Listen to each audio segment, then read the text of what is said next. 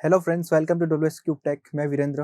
How to improve your content writing skills. आप कैसे अपनी कंटेंट राइटिंग की स्किल्स को इम्प्रूव कर सकते हैं जिससे कि आपकी अपनी ऑडियंस का जो मोटिव है कंटेंट के साथ उसको फुलफिल करे, प्लस आपका जो बिजनेस जिसके लिए भी लिख रहे हैं उसका जो इंटेंशन है लिखने का वो भी फुलफिल करे, प्लस उसके ऊपर ज़्यादा ट्रैफिक आए और आपको थोड़ा कम टाइम में भी लिखने को मिले, प्लस आप अपने करियर में भी अच्छे से ग्रो करो। तो ऐसी टॉप 15 टिप्स मैं शेयर करने वाला हूँ कि जिसके साथ अपनी कंटेंट राइटिंग की स्किल्स को बहुत अच्छे से इंप्रूव कर सकते हैं। तो टिप नंबर 1 कि right everyday.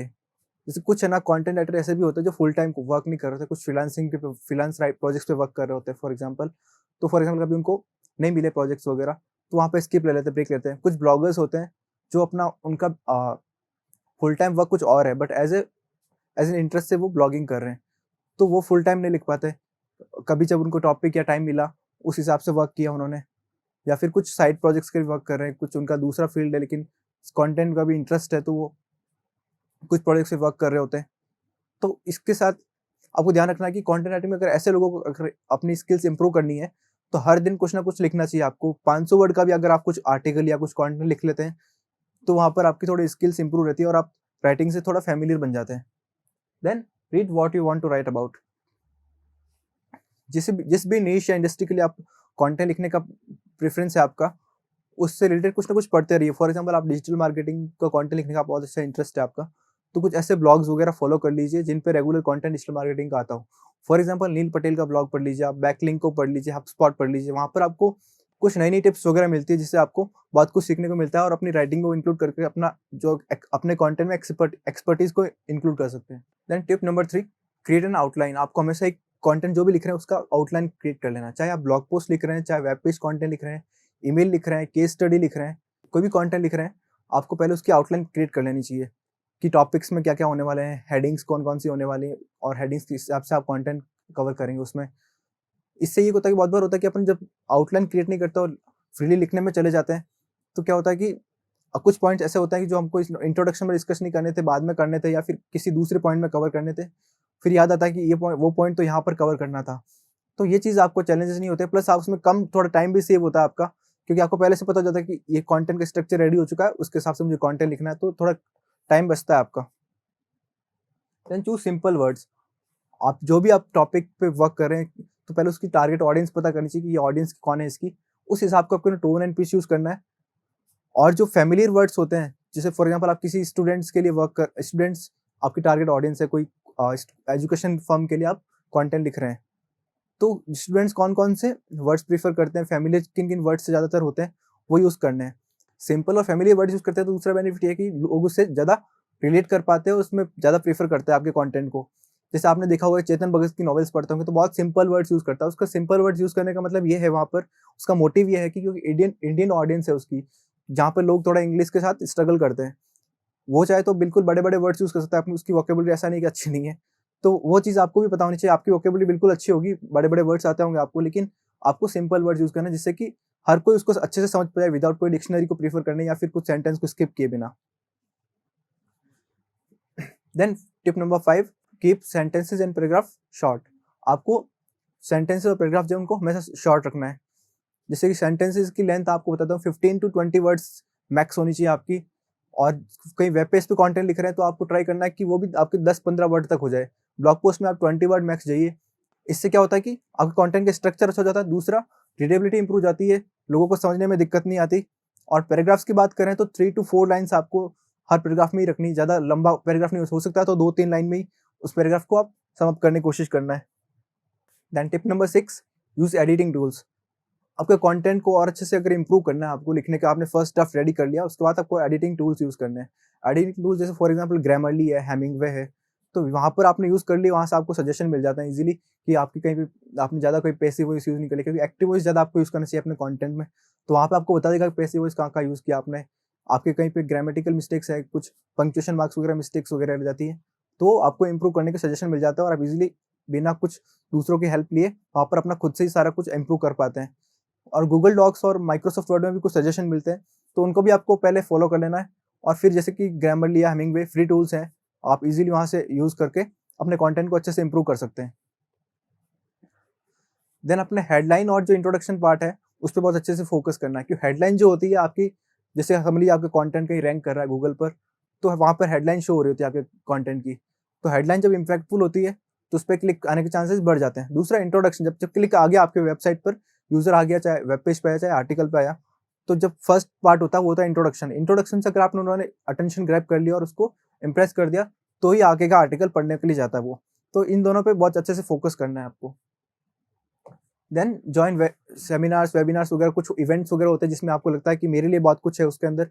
For example content writing की कोई वर्कशॉप हो रही है, ऑनलाइन हो रही है चाहे ऑफलाइन हो रही है, तो आप उसको अटेंड करिए, जो जहाँ पर आपको लगता है कि मेरे लिए वहाँ पर किसी इंडस्ट्री लीडर ने कंडक्ट करी है ये चीज़, तो वहाँ पर ज्वाइन करिए। आपको बहुत अच्छे से टिप्स वगैरह, कुछ नई चीज़ें सीखने को मिलेगी, जो सीख कर आप कंटेंट राइटिंग में अपने इम्प्लीमेंट करके और अच्छे से इंप्रूव कर सकते हैं। Tip number 9, take inspiration from your favourite writer. जो टॉप राइटर है, जिनका कंटेंट पढ़कर आपको इंस्पिरेशन मिलती है, तो उनको फॉलो करिए। उनके जो कंटेंट जो लिखते हैं वो उनको एनालाइज करिए, थोड़ा पढ़ने के साथ साथ रेगुलर पढ़िए, प्लस उसको एनालाइज कीजिए कि उन्होंने क्या किया है, उन्होंने किस तरह से सेंटेंसेस बनाए, पैराग्राफ्स कैसे बनाए। तो लास्ट में ये भी चीज़ें बताऊंगा कि कहाँ कहाँ से थोड़ा इंस्पिरेशन और भी ले सकते हैं आपको, जहाँ से आपको नई चीज़ें सीखने को मिल सकती है। देन ये बहुत इंपॉर्टेंट चीज़ है कि accept that first drafts are always crap. इसका मीनिंग है कि आप जब कंटेंट का फर्स्ट ड्राफ्ट रेडी कर लेते हैं, चाहे किसी भी टाइप का कंटेंट लिख रहे हो, आप किसी भी इंडस्ट्री के लिए लिख रहे हो, जब आपने फर्स्ट ड्राफ्ट रेडी कर लिया हो, तो बहुत बार कंटेंट आता है, सोचता है कि हाँ मेरे कंटेंट खत्म हो चुका है और मैं इसको शेयर कर देता हूँ पब्लिशिंग के लिए। ये बहुत बड़ी मिस्टेक होती है, क्योंकि फर्स्ट ड्राफ्ट में हमेशा कुछ ना कुछ मिस्टेक रह जाती है, चाहे एडिटिंग से रिलेटेड रह गई हो, चाहे कुछ ग्रामेटिकल मिस्टेक्स रह गई हो, कुछ पंक्चुएशन मार्क्स की मिस्टेक रह गई हो, तो हमेशा आपको उसको चेंज करना है। उसके लिए आपको करना है हमेशा कि एडिट योर वर्क। तो फर्स्ट ड्राफ्ट के बाद हमेशा आपको एडिटिंग करनी है। एडिटिंग में आपको पहले कंटेंट को थोरोली अच्छे से वापस पढ़ना है, सेंटेंसेस को वापस हर पैराग्राफ वाइज आपको 2-3 बार हर पैराग्राफ को पढ़ना है, ताकि कुछ मिस्टेक्स वगैरह हो, सेंटेंस के स्ट्रक्चर आपको सही नहीं लग रहा हो कि मैं इसमें थोड़ा और अच्छे से लिख सकता हूँ, तो उसको इम्प्रूव करना है। Then do your research. Content लिखने से पहले हमेशा आपको रिसर्च करनी चाहिए, क्योंकि हर टॉपिक पे कुछ ना कुछ ऐसा नया आइडिया मिल सकता है आपको, कुछ रिसर्च के में फैक्ट्स मिल सकते हैं, स्टैट्स मिल सकते हैं, कोट्स मिल सकते हैं, जिसको यूज करके आप थोड़ा कंटेंट को और अच्छा बना सकते हैं और ऑथेंटिक साउंड कर सकते हैं कंटेंट के अंदर। Then develop an understanding of SEO. Search engine optimisation के बारे में थोड़ा बेसिक सा नॉलेज आपको होना चाहिए। इससे क्या होता है कि आप जैसे फॉर एग्जांपल कीवर्ड वगैरह कैसे यूज करने होते हैं, ऑन पेज एसईओ कैसे वर्क करता है, तो ये जब चीज़ें सीख जाते हैं आप, तो अपने कंटेंट को और इम्प्रूव, रैंकिंग वगैरह जैसे गूगल पे रैंक कराना है उसको, तो वो चीज़ें सीख पाते हैं। फॉर एग्जाम्पल अपना खुद का पर्सनल ब्लॉग रन कर रहे हो, कंटेंट लिख रहे हो उसके लिए, तो ये स्किल आपकी वहाँ पे और ज़्यादा मैटर कर जाती है। Then write for your audience first. आप जो कंटेंट लिख रहे हैं उसको हमेशा ऑडियंस टारगेट रखना है कि कैसे जो आपके कंटेंट का मोटिव है, कैसे आप ऑडियंस को वैल्यू प्रोवाइड कर सकते हैं, जो आपका कंटेंट है उसका पर्पज कैसे फुलफिल हो, मोटिव कैसे फुलफिल हो, तो उस हिसाब से आपको कंटेंट फ्रेम करना है, ताकि ऑडियंस का जो पर्पज है उस पेज पर आने का वो फुलफिल हो जाए। Then last tip, enrol in a content writing course. कोई अच्छा कोर्स आप देख सकते हैं गूगल पर या फिर सर्च करें, जिससे आप पता करें कि इसमें बहुत कुछ चीज़ आपको नई नई सीखने को मिलेगी, और वहाँ पर आपको कुछ टिप्स स्किल्स वगैरह इंप्रूव करने को आपको मिलेगी। तो ऐसा कोई भी कोर्स करें या फिर ट्रेनिंग करें या फिर कहीं इंटर्नशिप करें अच्छी कंपनी में, जहाँ पर आपको अच्छे से बहुत सारी चीज़ें कंटेंट राइटिंग में नई नई चीज़ें सीखने को मिलेगी जिसको आप नहीं जानते हैं।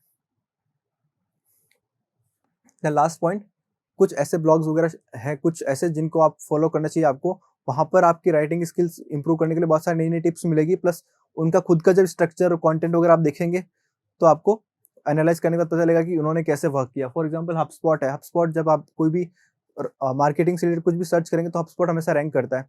तो रैंक करने का रीज़न है कि वो यूज़र वैल्यू प्रोवाइड करता है, और उनकी राइटिंग स्किल्स वगैरह बहुत ईजी है, कंटेंट को बहुत अच्छे से स्ट्रक्चर करते हैं वहाँ पर, टेबल ऑफ कंटेंट यूज़ करते हैं और कोई इंटरलिंकिंग वगैरह बहुत अच्छे से यूज़ करते हैं। देन बफर भी हबस्पॉट जैसे ये सोशल मीडिया मार्केटिंग पे वर्क करता है।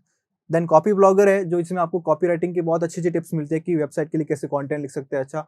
हर दिन आपको कुछ ना कुछ नया मिलेगा वहाँ पर, तो इसको आप कंफर्म फॉलो करें। देन ग्रामरली, इसमें ग्रामरली का टूल जैसे एडिटिंग और प्रूफ रीडिंग के लिए बहुत अच्छा होता है, प्लेसिंग वगैरह भी चेक करने के लिए लिखा था, तो इसमें भी आपको बहुत सारे राइटिंग्स की टिप्स वगैरह मिलेगी। एंड नील पटेल का सबसे ज़्यादा, जब एसईओ के लिए आपको सर्च करेंगे तो नील पटेल का नाम आपने सुना होगा।